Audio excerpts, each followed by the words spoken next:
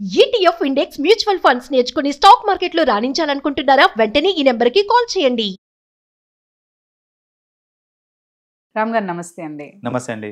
Yeah, recently I heard మనకి cardiac doctor ఒక అతను తనకే ఒక స్ట్రెస్ లెవెల్ వచ్చి కార్డియాక్ అరెస్ట్ తోటి చనిపోయారు. సో ఒక డాక్టర్ అయ్యండి అంటే మనం అనుకుంటాం డాక్టర్స్ అనే వాళ్ళు చాలా హెల్దీ లైఫ్ స్టైల్లో లీడ్ చేస్తూ ఉంటారు, వాళ్ళకి ఎలాంటి స్ట్రెస్ ఉండదు. సో డాక్టర్స్ ఆర్ లైక్ అంటే వాళ్ళు క్లీన్గా అన్నీ మెయింటైన్ చేసుకుంటూ ఉంటారు, మనలా కాదని అనుకుంటుంటాం.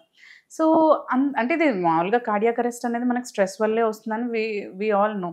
సో అంత స్ట్రెస్ఫుల్ లైఫ్ ఎందుకు ఉంటుంది అంటారు? అసలు ఒక కార్డియాక్ డాక్టర్ అయి ఉండి తను తీసుకునే ప్రికాషన్స్ తను తీసుకుని ఉంటాడు యాక్చువల్లీ, అయినా కానీ అంత స్ట్రెస్ఫుల్ లైఫ్ ఎందుకు ఉంటుంది అంటారు అసలు?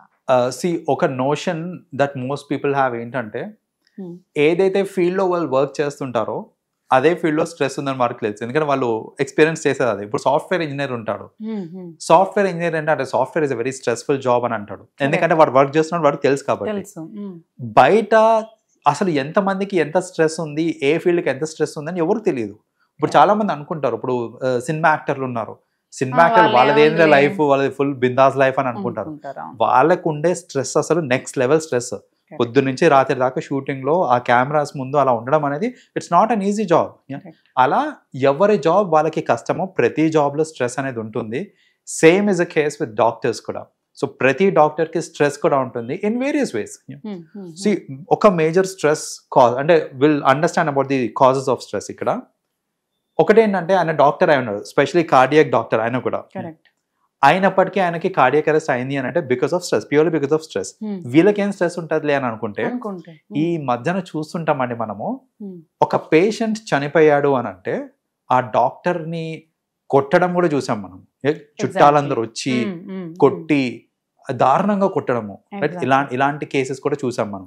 సో వాళ్ళు ఒక ఆపరేషన్ చేసేటప్పుడు ఆ పేషెంట్ బ్యాక్గ్రౌండ్ తెలిసిన డాక్టర్ ఎంత స్ట్రెస్ లో ఉంటారండి. అంటే ఇప్పుడు ఈ పేషెంట్ బతకలేదు అని అంటే సపోజ్ ఒక పొలిటికల్ బ్యాక్గ్రౌండ్ లేకపోతే ఇన్ఫ్లుయెన్షియల్ పర్సన్ అనుకోండి, వాళ్ళకి ఇప్పుడు నేను ట్రీట్మెంట్ చేసేటప్పుడు నెక్స్ట్ లెవెల్ ఉంటుంది వాళ్ళ స్ట్రెస్ చెప్పాలంటే. బికాస్ కొంచెం అటు ఇటు ఏమన్నా అయ్యి వీళ్ళ చేతిలో 100% వీళ్ళ చేతిలోనే ఉంటుందని కాదు కదా, రైట్? సో ఏమన్నా అటు ఇటు అయ్యి పోనీ పేషెంట్ అలా చనిపోయారు అని అంటే కనుక వీళ్ళకి they have to face consequences. Yeah, ఇప్పుడు మీరు చెప్తుంటే అనిపిస్తుంది surgeon how stress surgeon will go through, I guess. Right. So that is one reason. రెండో రీజన్ ఏంటంటే చాలా మంది అనుకుంటారు like this is kind of not everyone knows, కానీ వీళ్ళకి కూడా మళ్ళీ ఏంటంటే టార్గెట్లు అవి కూడా ఉంటాయి. లైక్ ప్రతి ఫీల్డ్ లో ఉన్నట్టు వీళ్ళకి కూడా టార్గెట్లు కూడా ఉంటాయి అనమాట. సో కొన్ని అన్ని హాస్పిటల్స్ అని చెప్పట్లేదు, బట్ కొన్ని హాస్పిటల్స్ లో they have to reach targets, like ఇన్ని సర్జరీస్ చేయాలి అనేసి, లేకపోతే ఇంత రెవెన్యూ జనరేట్ చేయాలి అనేసి. సో అలా రెవెన్యూ జనరేట్ చేయాలి, ఇన్ని సర్జరీస్ చేయాలి అన్నప్పుడు ఆ టార్గెట్ రీచ్ కాలేని పక్షంలో ఆబ్వియస్లీ మళ్ళీ స్ట్రెస్ అనేది బిల్డప్ అవుతూ ఉంటుంది మనకి. So that is another reason ఏంటంటే స్ట్రెస్ కి గురవడానికి. And eating habits it's just not about మన స్ట్రెస్ ఒకటే కాదండి, ఈటింగ్ హ్యాబిట్స్ కూడా అవ్వచ్చు. సో ఇప్పుడు ఏంటంటే ప్రాపర్గా తిని ప్రాపర్గా డైట్ మెయింటైన్ చేసి ఎక్సర్సైజ్ చేస్తే obviously will have a healthy cardiovascular ఇది. సో కార్డియోవాస్కులర్ హెల్త్ బాగుండాలి అని అంటే ఫుడ్ అండ్ ఎక్సర్సైజ్ చాలా ఇంపార్టెంట్. కానీ ఇప్పుడు చూడండి most of the cardiologist, specially కొంచెం ఫేమస్ కార్డియాలజిస్ట్లకి ఏంటంటే తినడానికి కూడా టైం ఉండదు. Like they have to go through a lot of surgeries. And surgeries కాబట్టి నైట్ స్లీప్ కూడా ప్రాపర్ గా ఉండదు. ఎమర్జెన్సీ అన్నప్పుడు వాళ్ళు రావాల్సి వస్తుంది అనుకుంటా. ఖచ్చితంగా ఇప్పుడు చూడండి ఎమర్జెన్సీ సిచ్యువేషన్స్ అప్పుడు వాళ్ళు వెళ్ళాల్సిందే. ఒక్కొక్కసారి సర్జరీస్ డిలే అవుతూ ఉంటాయి for what ever reasons. Surgery మధ్యలో నేను లంచ్ బ్రేక్ తీసుకుంటా అనేది వెళ్ళలేరు కదా. సో అలా ఏంటంటే యూనో ఇంప్రాపర్ ఫుడ్ హ్యాబిట్స్ లేదా ఎక్సర్సైజ్ లేకపోవడం కూడా it impacts our cardiovascular health అన్నమాట. So that is the reason ఏంటంటే అది అయ్యే ఛాన్సెస్ ఉంటాయి. చాలా మంది అనుకుంటారు ఏంటంటే డాక్టర్ కదా ఆయనకి తెలియదా ఏం చేసుకోవాలో అనేసి. So but at the end of the day ఎంత డాక్టర్ అన్నా సరే వాళ్ళకి వాళ్ళ రెస్ట్రిక్షన్స్ ఉంటాయి కాబట్టి, వాళ్ళ స్ట్రెస్ వాళ్ళకు ఉంటాయి కాబట్టి it is quite common, it is natural that they go through these things. ఇప్పుడు ట్రాఫిక్ పోలీస్ ఉంటారండి, ఆయనకి రూల్స్ అన్ని తెలుసు, అలానే ఆయనకి యాక్సిడెంట్ అవ్వదని కాదు కదా. So it is the same phenomena. So but నవడేస్ ఈ స్ట్రెస్ఫుల్ లైఫ్ ఎక్కువగా అయిపోతుంది. మీరు అన్నట్టు ఏ ఫీల్డ్ లో అయినా కానీ హౌ కెన్ వి హ్యాండిల్ అంటారు అసలు? ఇక్కడ yeah stress in any field అది కామన్ అండి. దాన్ని ప్రాపర్గా హ్యాండిల్ చేసుకుంటే ఇలాంటివి మనం ఫేస్ చేయాల్సిన అవసరం ఉండదు. ప్రాపర్గా హ్యాండిల్ చేయాలి అని అంటే the most important thing is a work life balance is very important అండి. సో వర్క్ లైఫ్ బ్యాలెన్స్ మీరు చెయ్యట్లేదు అని అంటే ఆబ్వియస్లీ మనం స్ట్రెస్కి లోన్ అవుతూ ఉంటాము. లైక్ చాలా మంది ఏంటంటే you know they work for about 9 hours 10 hours. వాళ్ళు యాక్చువల్గా వర్క్ చేయాల్సిన టైమింగ్ వస్తే 8 to 9 hours అండి ఒక పర్సన్ వర్క్ చేయాల్సింది ఇన్ అ డే. ఏదో ఫ్యామిలీకి కష్టపడిపోతున్నాను అని అనుకుంటూ ఉంటారు. అనుకుంటూ ఉంటారు. వాళ్ళకి ప్రెషర్స్ కూడా అలాగే. ఇప్పుడు ఏమంటే ఈ మధ్యన జాబ్ సెక్యూరిటీ కూడా లేదు, రైట్? ఇప్పుడు కాంపిటీషన్ ఎక్కువైపోయింది, అన్ఎంప్లాయ్మెంట్ ఎక్కువైపోయింది. ఇలాంటి కేసెస్లో నేను టెక్నికలీ వర్క్ చేయాల్సింది 8 to 9 hours. నా 9 hours షిఫ్ట్ అయిపోయింది, నేను ఇంకా పని చేయను, నేను ఇంటికి వెళ్ళిపోతానంటే రేపు పొద్దున నువ్వు ఇంట్లోనో కూర్చొని జాబ్ చేయాల్సిన అవసరం లేదని అంటారు, రైట్?